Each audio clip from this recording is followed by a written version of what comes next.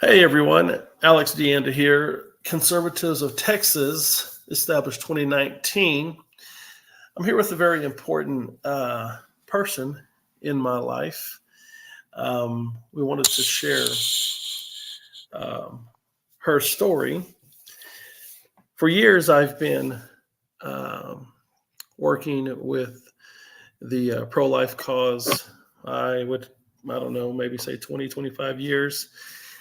And I, I was stunned when I was telling um, Betty here. Hello, Betty. Say hello to Hi. everyone Hi. whenever we. Hello. The some of the stories that I was coming across, some of the adventures, if you will, by being outside of certain facilities, praying for women and praying for these clinics to, one day become something positive for women.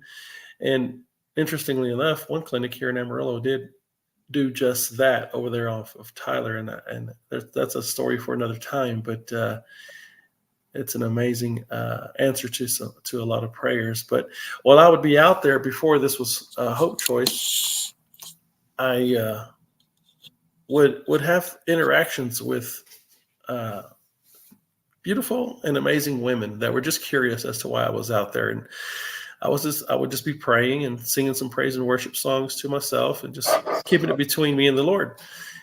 And they would tell me time and time again how these facilities would, they would go in there to get information on having a baby. They would go in there to get information on getting on, any kind of, prenatal program or WIC or whatnot. And I was telling my sister about that as to how they would tell me that they were coerced into having, you know, the idea of having an abortion as the option, um, repeatedly, asked of them in these places. And I just couldn't understand that. I thought, well, I thought they were, but as I was telling my sister the story, Betty here, um, did not know this. She had said that that's what they did with her. And I will have to say, I was taken a little bit aback because I didn't know that she was having to deal with those things, at the age of, what was it, 18, you I say? was 20. Felt like I You're, was 15. I was oh, 20. okay. You were 20. Yeah. And so I was going, wow. And so we're here today to talk about that situation and how it's turned out over the course of the last, next several years of her life. The story is amazing. And Betty, thank you for being courageous through this. I know you've always been bold. And so for me to say, thank you for being courageous, it's just normal for you, isn't it? You've always been, you know, a spark of strength. And so I do want to say thank you for being impactful. How's that? Because I know that a lot of folks are going to hear this, and it's going to really put some seeds of thought as to what the outcomes will be Yeah. if they choose life. So go ahead and let's start. Well, Thank you. thank you so much, brother. I love you, and thank you for the opportunity. And yeah, I'm sure it was a shock. I don't know why I didn't share that sooner, but I guess maybe it was just a conversation that you were having, and I wanted to back you up on that and say, yeah, I know for sure firsthand. But yeah, I give God the glory for it all. I wasn't saved at the time that I made the decision, so that's the only way I can even explain it. That He was the one who stepped in and literally saved a life and my life as well, and many lives. Moving forward, just the way that I look at how He's just constantly been there for me, even when I wasn't living for Him. But God, He can see things that we cannot, and I don't know how, I came to that decision so easily because I know it's not an easy decision when you're there. And I think had I been a little bit younger, I probably could have made a different decision, but I don't know. So I just give him the glory for it because it just doesn't make sense. It's not. I'm not. I don't think that great of a person to where I would not be selfish in that moment or just have a weak moment or I don't know, just make a different decision. But I was 20 years old. Like I said before, I found myself, you know, pregnant after breaking up with my baby's daddy. And it was just one of those things that we had dated on and off. Finally got to a place where we were breaking up and it was healthy. It was a good thing to do and was moving on with my life. And then I found out that I was pregnant and I was not sure what to do because we had already broken up, didn't want to really get back into that relationship, and I didn't know what to do, and so I didn't really have the support of my mom and my dad because I was keeping it a secret. I do have three brothers and a sister. I really didn't tell anybody because I was trying to figure out what I could do about this. But it's just one of those things that it's only a matter of time. Everybody's going to find out, and I just came to the conclusion that I'm at this point when I was 20 years old, I was like, I'm pregnant. That means I'm a mom. I had already accepted the fact that there was a child inside me and a life that even though I didn't feel equipped to even take care of myself, I think that was the biggest fear was how am I going to take care of this life that's in me when I don't even know how to take care of my own life. And so I just had so many questions. I was very confused. And like I said, I never relationship with God. But I think I know God heard my cries in my heart because I just felt so alone. But driving through the streets of Amarillo, where we live on the north side, I saw Planned Parenthood, and instantly got this idea that because of the sign on the wall, that they would help me plan my parenthood. And I naively walked in there, um, super excited to take on what I felt like I had not ever been taught to do. Like I've never been a mom before and I didn't know how to do this. And so I thought they're going to teach me how to put a baby in a child seat. They're going to teach me what vitamins I need to take. I can just come in and ask questions about being a parent. And I felt like if I have to do this alone, at least I'll have some support. And I don't know why I thought that. I just read the sign on the door. It said Planned Parenthood. And I thought, oh, well, that makes sense. And so I walked in and was very, very shocked to sit down, meet with a doctor and a nurse, and explain to them, I think I'm pregnant. I've taken some tests, and they said, okay, well, you can take a test here, and we can confirm that. And I was like, okay. So I was waiting, to just like learn from them, and then they didn't really ask me any other questions other than, does anyone else know? And I said, no. I'm the only one that knows, but eventually it's just a matter of time before, my parents and my family find out. And they said, does the dad know? And I was like, not yet. I haven't told anyone. And so, to me, I had never heard the word abortion before. So they immediately brought up this opportunity for me to have my life back. That's how they framed it. If you, have a child, your whole life's going to change. And I was like, right. And I thought they were educating me on, it's no longer about you. You're going to need to take care of this child. And I was ready for the lecture and ready for some instruction and just help. But they continue to share about this word, abortion. You can go to Lubbock or wherever. I think it was Lubbock that they said that there was a grant. It wouldn't cost me any money, that it would be easy peasy in and out. I would be out for maybe a couple days, but back to work by Monday, because at this point it was like a Friday that I was there. And I was just staring at them like, I have no idea what you're talking about. And it's like, I don't know what you're saying. I don't know what an abortion is. And I need you to explain what you're talking about, because it sounds to me like I'm a mom right now. I have a baby in my belly. I'm trying to learn, about that, but it sounds like wherever I go, when I come back and I go to work, that I'm not going to be a mom anymore.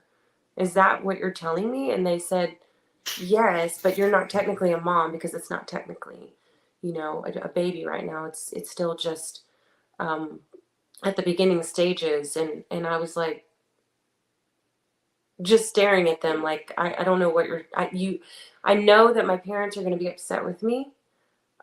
is what I told them about being pregnant out of wedlock. I know that that's going to be an issue that I'm going to have to face and have that conversation with them. But I don't feel it's better to add murder to the mix. And when I said that, they just looked at me and said, it's not murder. And I was like, it's exactly what it is. And I was like, what is it if it isn't? I'm a mom now. It won't be in 2 days. If I say okay to this, that's murder. I don't understand how I could partake in that. And they said, what are you here for? Like, so rudely, so shocked that I was there. And I said, I'm here because I felt like you were going to help me plan my parenthood. And they actually laughed at me. And I'm just sitting there going, what are my other options? Are there any other options? Or is this just a place that you come to if you don't want to have a baby? Because the sign's pretty deceptive if that's the case. And they said, well, you could consider adoption. And I was like, I'm not going to go through pregnancy and the pain and all of the process and give my child up. That's not why I'm here. I want to actually I'm a mom. I want to be a good mom. That's what I'm here for. And they said, well, I guess we could set you up for a sonogram and get you set up with a nurse or a doctor or somewhere if you have insurance. And I was like, there you go. Should have started with that. And then if I didn't want to do that, then talk adoption. And then if I didn't want to do that, maybe talk about the other. But I don't understand why you started in that reverse order. I don't think that's how you should do things. And I was very upset and just thought about, what if I was 15? What if I was any other, like in any other state of mind?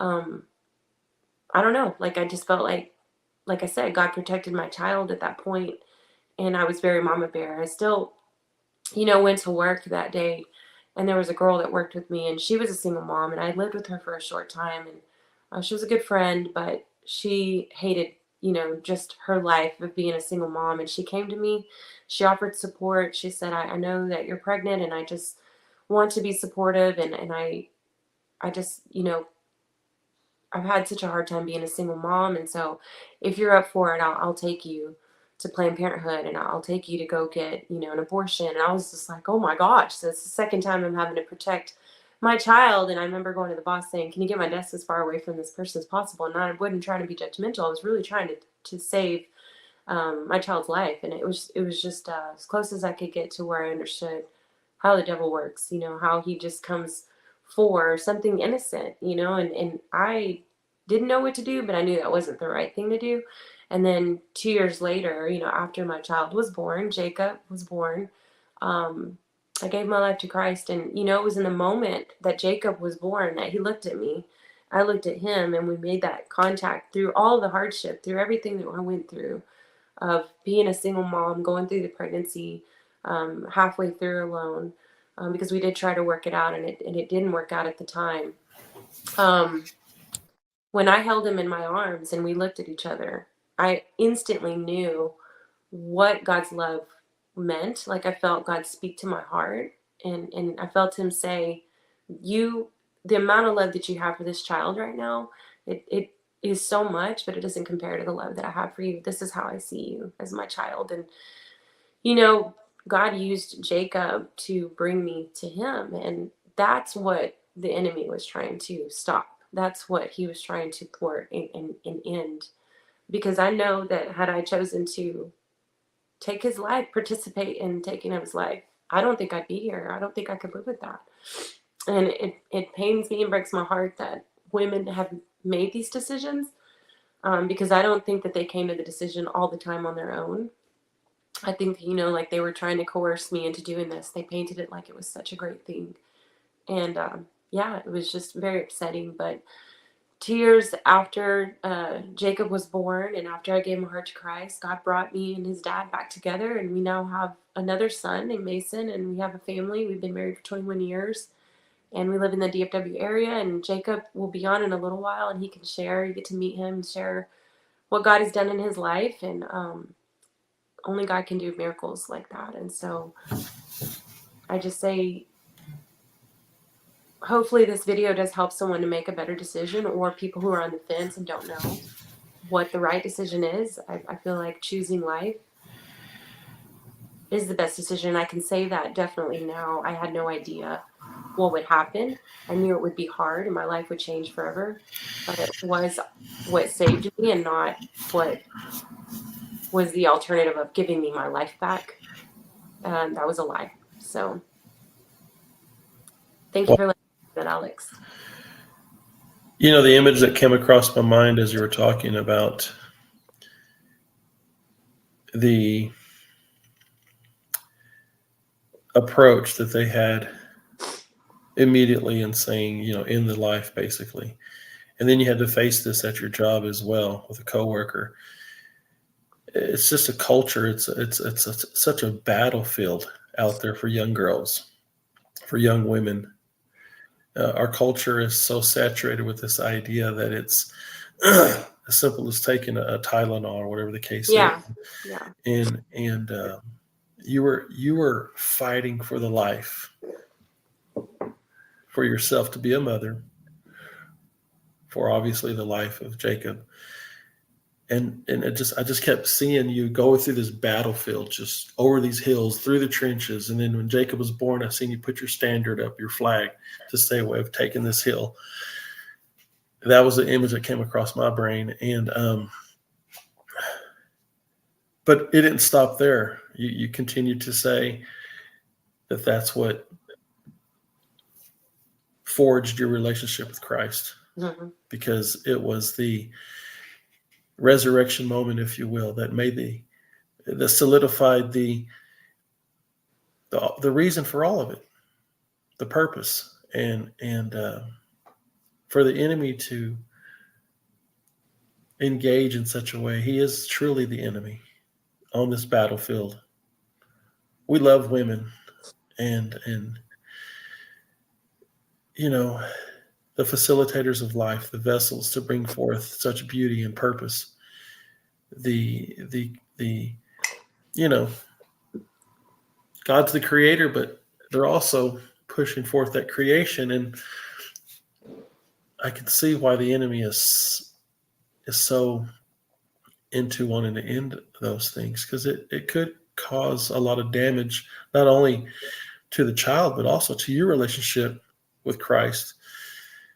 And so the beauty into ashes that has become is just remarkable, Sister Yeah. Lynn. Yeah, because I know that what I've done wasn't right and I didn't know what to do and I was confused and I had no understanding of like how I was going to provide for this child and just the finances, the just all the things, that go along with I don't even know how to take care of me and this is gonna be really hard and this is gonna, bind me together with this with his dad and I didn't want that. Like me I had to put me aside, but I now know the verse that says what the enemy meant for harm, God can turn around for his good and for his glory. Um, he did that, but I didn't know that scripture at the time. It's just he was putting in my heart. Like all I knew that was the situation I was in was already tough, but I couldn't see how he helped me to see that adding, taking the life and ending this, how it would compound the fractures that I'd already participated in, that my life was already in a wreck. So why add more wreckage? You drive by and you see a wreck outside. You don't want to go and wreck into that carnage just to add to the mix. Like, hey, let me go get into that and let's see if we can make that better. That doesn't make any sense. And so that's why my brain was just like literally going, how is that going to make it better? I know that there's a child in me. I haven't seen the sonogram yet, but I know that I am pregnant. I know that I'm a mom. I've accepted it. But I think that that's the struggle is you can get so confused and so panicked that you make a decision that will really change the course of your life. And I'm glad that God helped me to make the right one.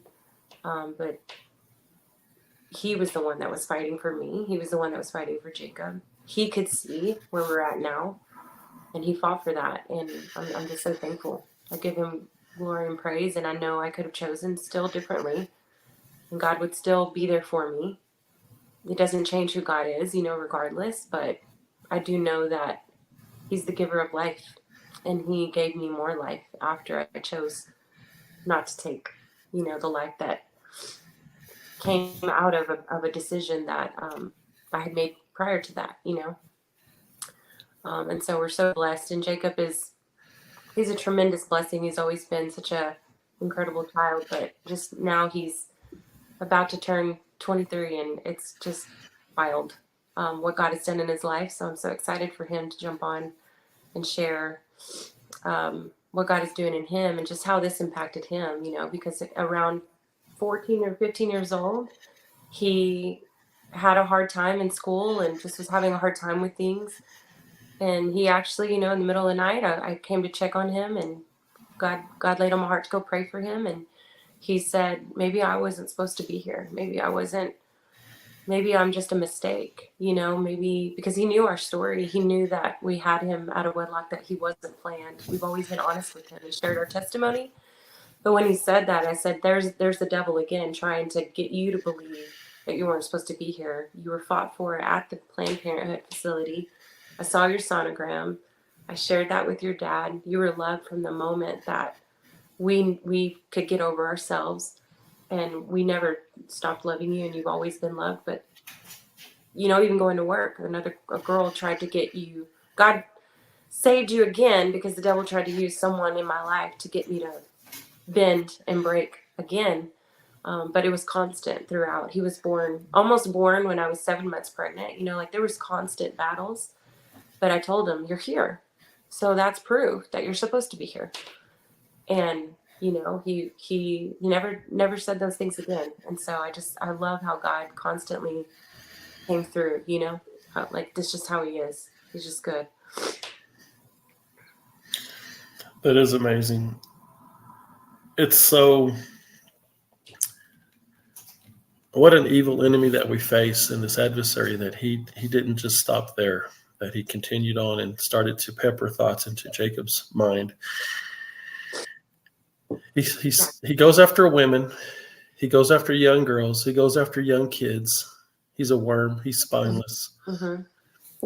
And thank you for being so strong. So we have Jacob. He's backstage. So let's get ready to bring him on. And it's okay, Betty, when he starts talking and we're in relationship with his story. I just listening to you, people can't see me, but I had to shut the waterworks off a little bit. So you being Jacob's mother and Yeah, listening to him speak into this conversation. I know you well enough to kind of say it's fine. It's fine. Yeah. So here we go. yours are good. All right, Jacob. How you doing, buddy? Good. How are you? I'm going to get both you guys on here and try to get off of this. Hi, Jacob. Hey. So glad you're on here today. Yeah, I'm glad I can make it. So one good thing, Betty, is when I put him on the solo layout, we won't be able to see you pouring out in tears. So, but I'll put you back on in a second. I mean, you'll still be there, but. Is it good for me to mute for feedback?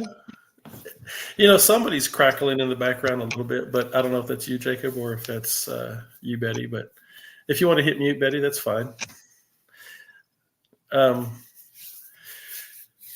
So, Jacob, Yeah.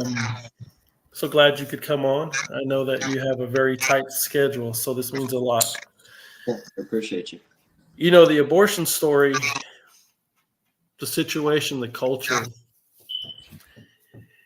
it seems to revolve around the mother, the woman, to the degree where we just kind of see her, but we very rarely get to see the result of when such a strong and courageous mother like you have and my sister chooses life and chooses not to listen to the murmurs and to the the instruction of this fallen world. But here you are. Here is the result of a mother choosing the challenges of life she tells us when she first seen you that she just knew that her relationship with Christ was going to be something that you just, and I know you've heard your mom talk about that, how it solidified that relationship. And then you have such an amazing family. Your little baby brother just celebrated his 20th birthday, and I know you and him are tight as tight can be. What the enemy intended for harm, he's such a worm. But just to see you right now, and now you're doing so many impactful things in life, I just think it's amazing. And it's a great opportunity for us to show the folks out there of what the outcomes are, not could be, what they have become. So tell us a little bit about your take on when you found out that there were so many attacks from the outset to keep you to this encouragement of this fallen world that wanted to keep you from here. And I know that you had probably some struggles growing up when you found out some things, but still now to where you're at today, looking back, tell us, if you could, just your outlook on all these things. Yeah, absolutely. I mean, when I was first told about it, I wouldn't say that I was super surprised. It's something, I guess, to start out, my parents, they raised me in the church, and so I got to see, a unique perspective of following God from a young age, as well as having to deal with the adversary of the devil, tempting, as well as fighting within our own family and our own home, to cause strife, to cause anxiety, to cause all these different things. And so I'd kind of gotten familiar with the way that the devil works, as well as studying and reading the Bible. I started reading the Bible at a very young age. I think that I finished the book of Revelation for the first time at 6 or 7 years old. And so having that unique experience allows you to kind of grasp and understand the way, to the best degree possible, that the devil does try to separate, that he tries to destroy anything that he sees as good, as well as anything that he sees as, detrimental to, what he wants to do. So because of that, when that was the case, when I was told, hey, this was what, the devil tried to do to prevent you from ever even being able to step foot on this earth, I wouldn't say that I was super shocked and or surprised. I think that it's kind of it's a real side effect of the way that this world has shaped around us currently. I think that there's a lot of good still left in the world, but there's a lot of very real evil as well. And I think a lot of people chalk that up to, it's just it's unintentional, etc. But I think that a lot of the evil that is in this world is very intentional. And so, especially with the abortion and just trying to take lives before they're ever even able to be brought to fruition, to be able to see what they have of worth to bring. They say it's about the mother and or whoever is currently there, but I think that, like you said, it's really important to see well, how would that child feel? And I think that it's a different perspective, like you said, we don't ever get to see, but it's definitely a blessing. I'm glad that, even as my mom was growing up, she was very young when she was pregnant with me and when she had me, and she had a lot of voices telling her, actively telling her that, it wasn't the best idea to keep me around. But it's really cool to see that even in the moments that she didn't have the strongest relationship with Christ and hadn't, really lit that fire under herself to decide to follow God, by that point, that she had already decided and God had already spoken to her, saying, no, like this is what I have for you. This is a life that you're going to cherish, that you're going to love, and that's going to change your life. And they're definitely very grateful for that voice of God and for my mom to listen and stay strong, because I know that it's not easy to go against the rest of society, the rest of your friends, and everybody that's telling you, hey, this is a bad idea. We grow up hearing, if you're the only person in the room saying that you're right and everybody else is saying that you're wrong, you should probably rethink what you're doing. But in this situation, it was really important for her to, dig her heels in the sand and say, no, like that's not what I'm going to do. I don't know how I'm going to, take care of this kid, etc., but I'm going to. And that's really neat and really cool to see, especially out of a young woman. But I guess neither of us know my mom is being very hard-headed, though, so we don't know. Yeah, when I call your mom courageous, I know that she is, but she's always been that way. She's built that way. The standard for her is to be bold. Mhm. And I've known her her entire life. Yeah.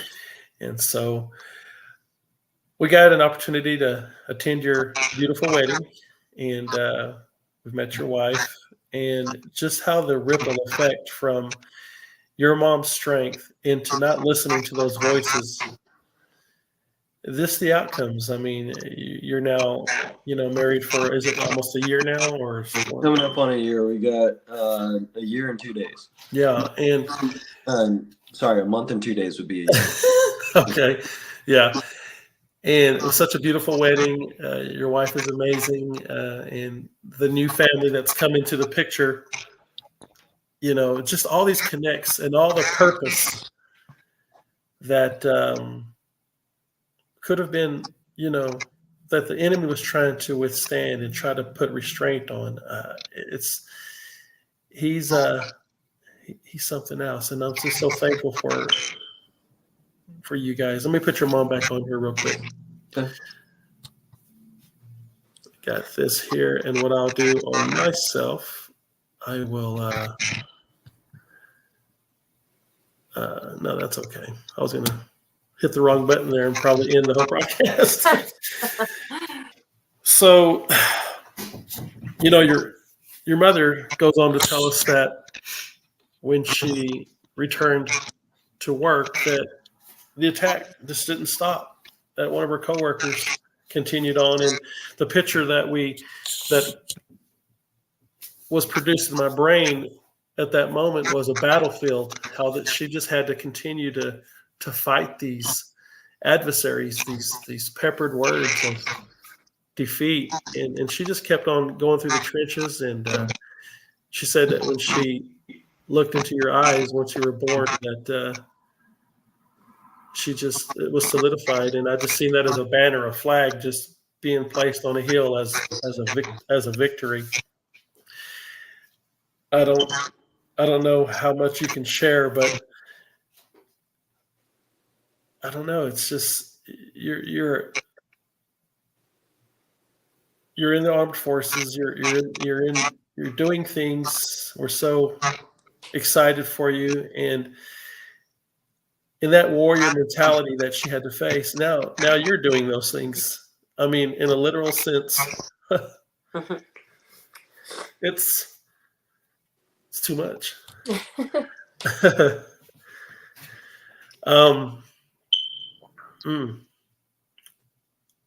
It's crazy. It's crazy stuff.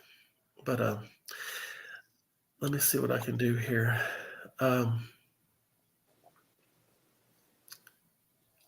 How much longer before you did you already graduate from college already, from the university? Yes, I graduated from the University of Oklahoma in May of 2023. Yeah. I've been active duty since then.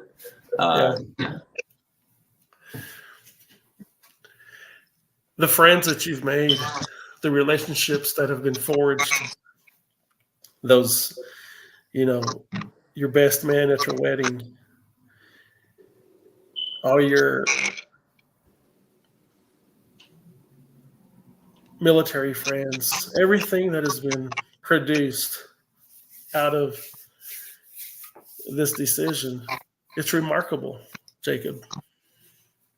Yeah, it's even funnier to say the best man at my wedding was my brother. Mm-hmm. So to think about just the ability for that to continue to happen, because had that decision gone the other way, I don't know that there ever would have been a possibility for that together with him. So just the blessing that is uh, being able to exist, being able to, you know, walk this earth and have his impact on, you know, everybody around him. He walks into a room and he commands the presence. You know, he's just got this presence about him that had, you know, mom not listened to God and made the decision that she did.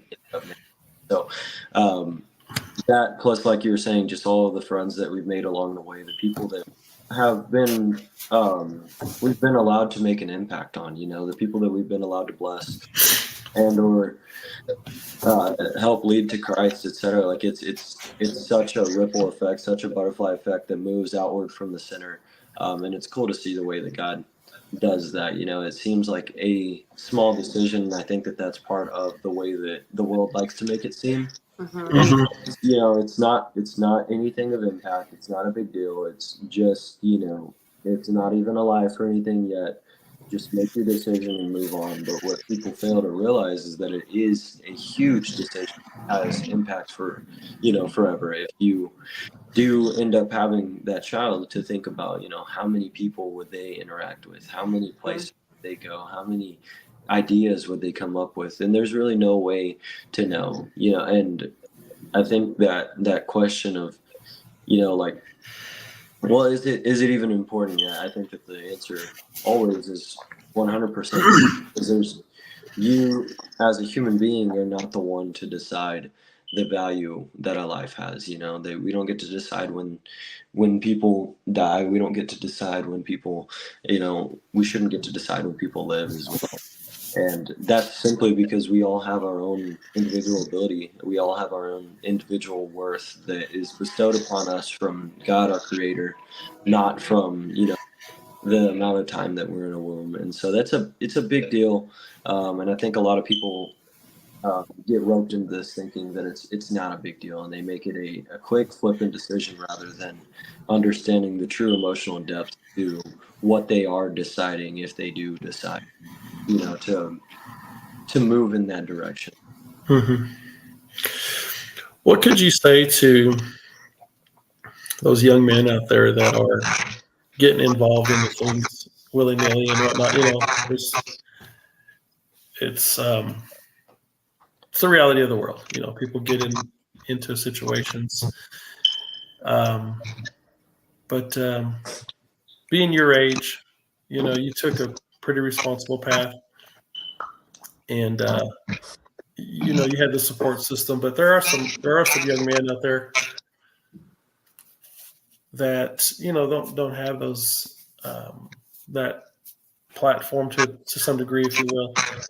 I mean, and I don't want to make it sound like it's easy peasy, because I mean, I've been around for, you know, since you've been born, and so it's not like it's been just this privileged platform. I want to say that. I mean, there have been challenges there, but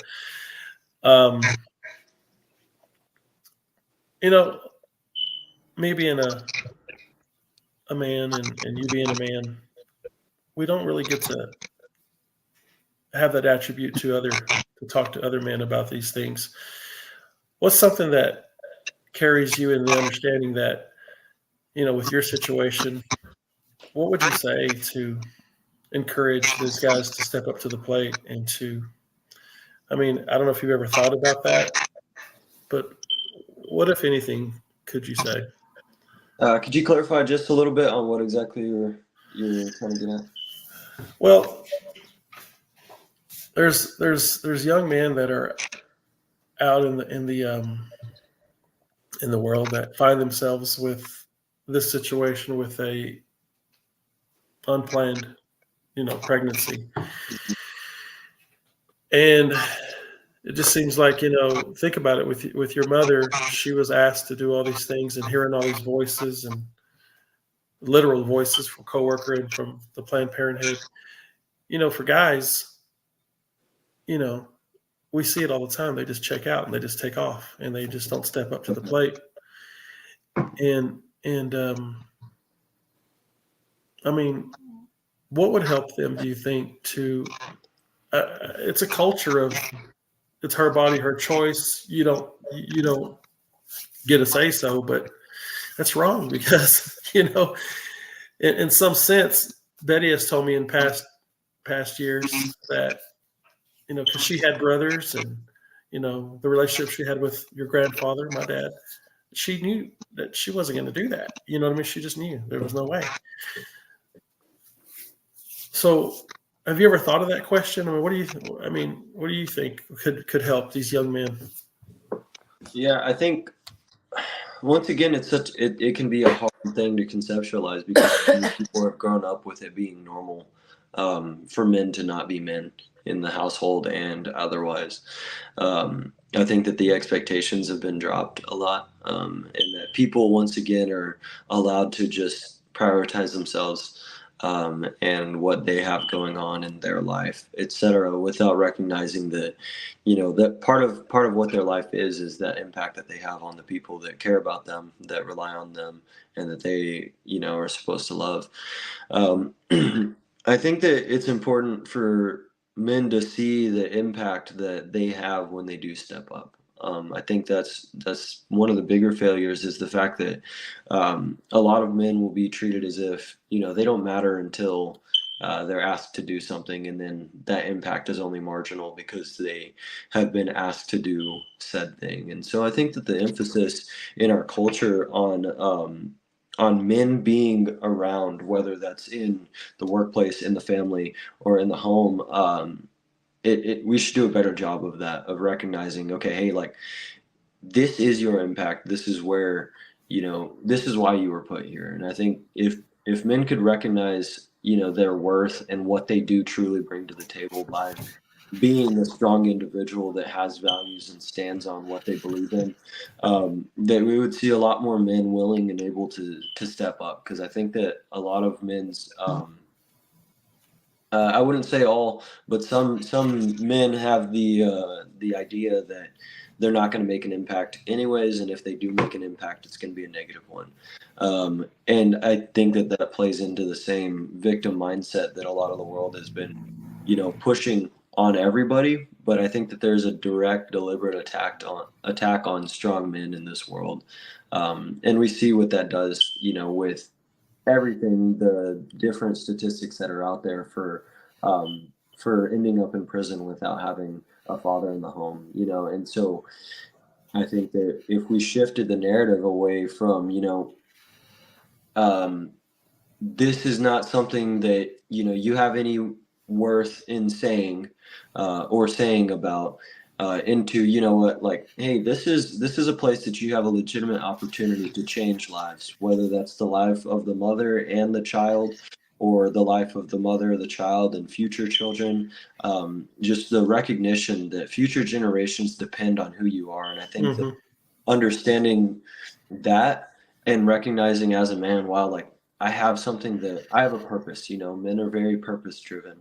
We're very, detail oriented, and we want things to happen. We want to be able to make things happen. If we shift it towards that, it kind of ignites that fire of responsibility within men around us, to say, you know what, like I can do something, and there's a lot of things that aren't going to happen unless I do it.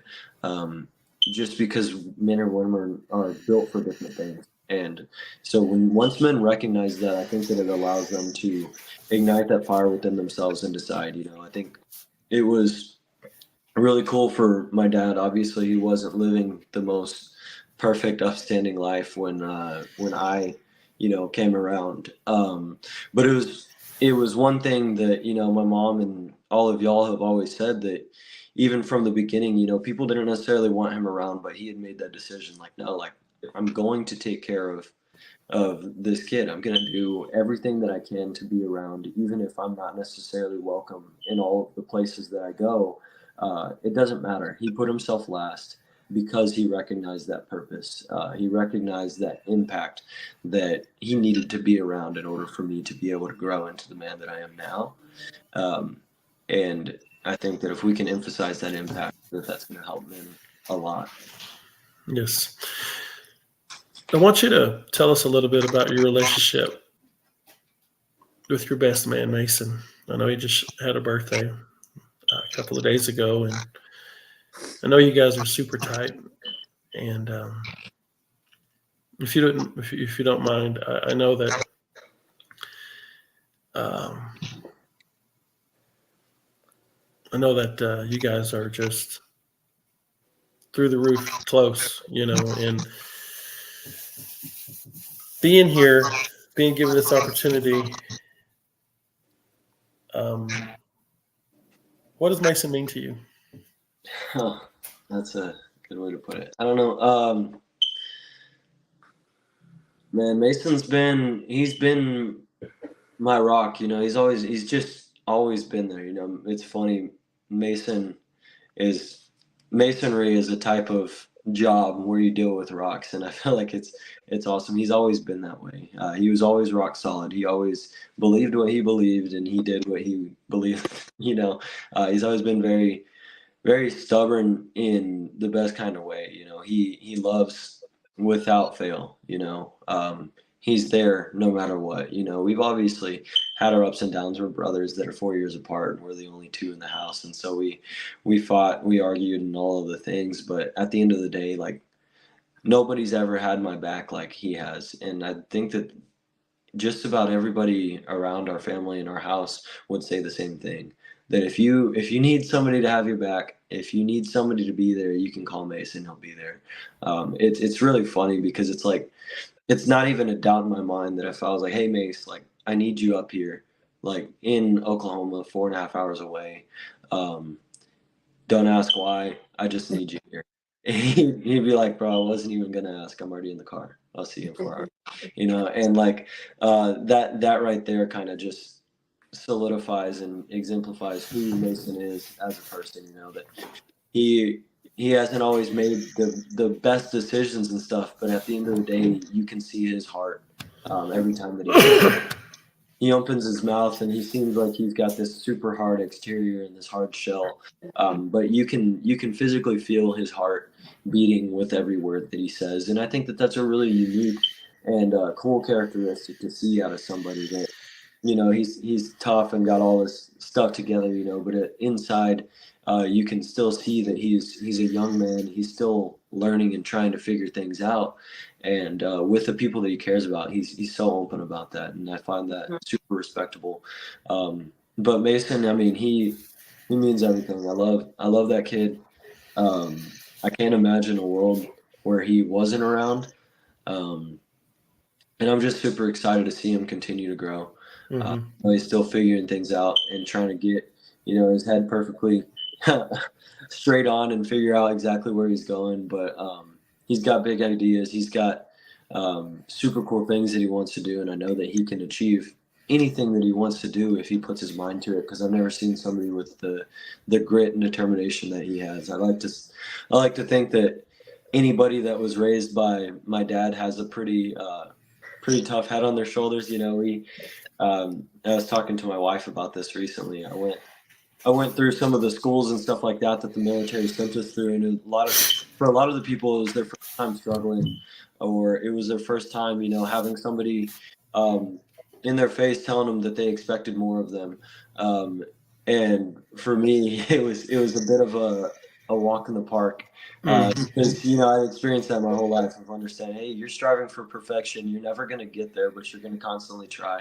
And so, to think about the way that Mason has that mindset even more. I'd say that I've got a pretty tough mental game to be able to do what I'm doing, but it's really funny to see when I look at Mason. You can see it in his eyes, you can see it in the way that he speaks, that he's got even just another level that's going to allow him to do really, really unique and impactful things in the future without letting other people get in the way. And I think that that's cool to be able to see. It is, definitely. So, from conception, your mother had your front. From what we're hearing, Mason has your back. Where's your father in this? What does he mean to you? Man, that's a cool way to put it. I think in the best way that I could put it, and it kind of lines up really well with what you just said. I feel like my dad's just always been by my side. It's a weird thing to say for most people, I think, but for me, I can't describe it any other way. But I think that in the truest sense of of the term, me and my dad grew up together. Um, you know, he, like I said, he wasn't in an amazing place, and obviously he had so much experience in things that he was able to teach me from being my father. But at the end of the day, I think that he kind of always approached it as like, I mean, growing up, he always said like I was his little dude, you know, like I was him but smaller, and we were in this together. And you know, mom was always out there in front. She was the pit bull. She made sure that the path was cleared for sure. Mason always had my back. There was nobody that could touch me. And I really do think that my dad was always right there by my side. He held my hand through every single thing, and I held his hand right back. And it seems crazy to say, but I think that me and my dad have both been learning from each other since, you know, the second that I could speak. Um, I think that it takes a lot from a man to humble themselves to hear and receive words and ideas from, you know, their child.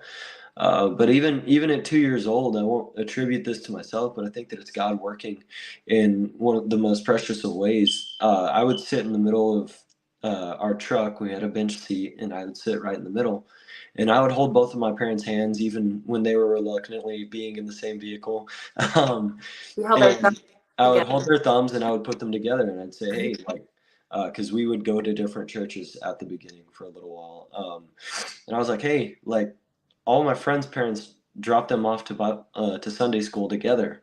Why aren't we doing that? I don't want to switch off weeks on which church I want to go to.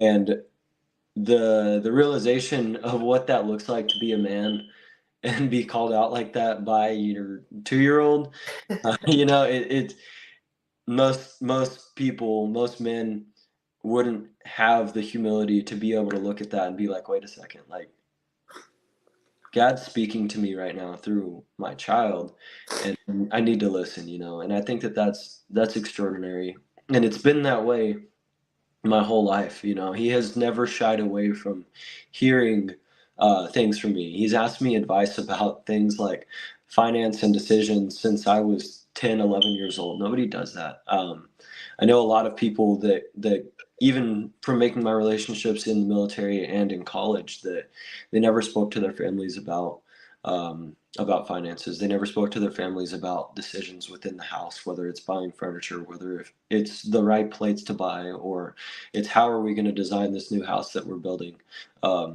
But he always made that a family thing. He always included us in that, and I think that that is one of the coolest way to develop a young man as a father.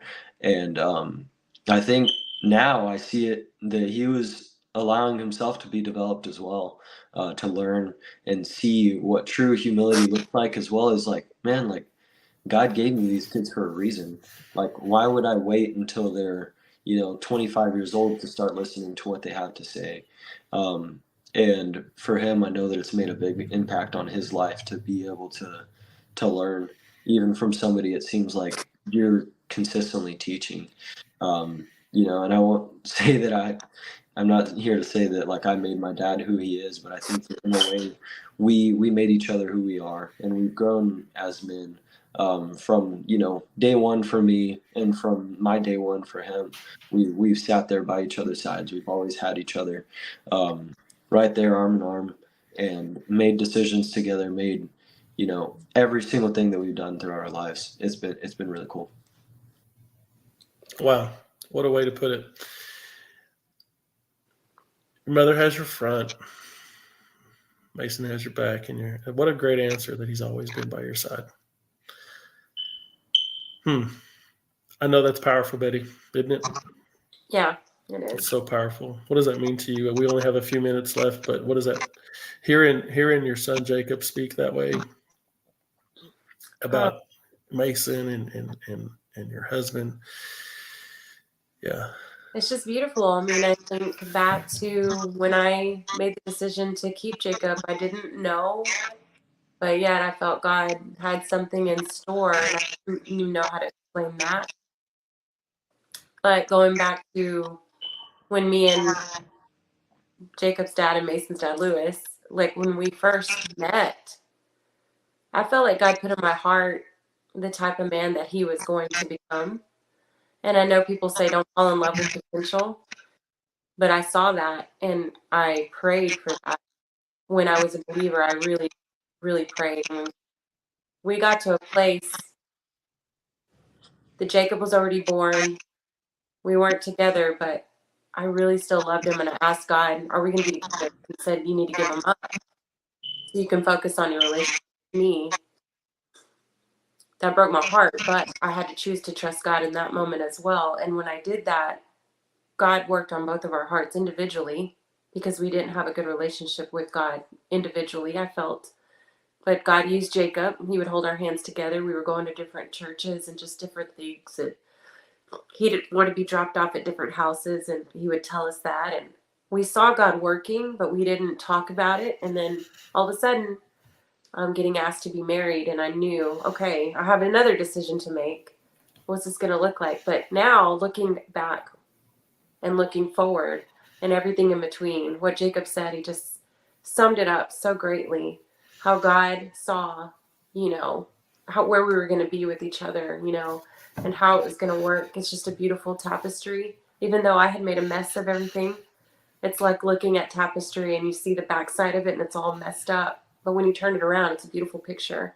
Mhm. That's what God was working on the whole time. And watching Jacob and Lewis and Mason and their relationship, and also my relationship with all of them, just watching how God orchestrated everything, and to see now the fruit of it is just, it blows my mind. Overwhelmed every day, like you say. It's hard to put words on it, but I'm so thankful that I didn't give up in that moment, even though I could have. And I know there are many women who are faced with this decision every day. Just don't lose what God has for what you think is such a mess. He can turn it into something so beautiful, and he'll do what he wants to do if you just surrender. But I don't know. It's just such a blessing. Thank you, Jacob, for sharing that way. And yeah, I don't know. I can't even put words on it. It's so beautiful and such a blessing and miracle from God. He's so good. Yes, he is. Well, guys, thank y'all for coming on today. This has been, when I see you, Jacob, during the holidays and other, things, a little get-togethers from time to time,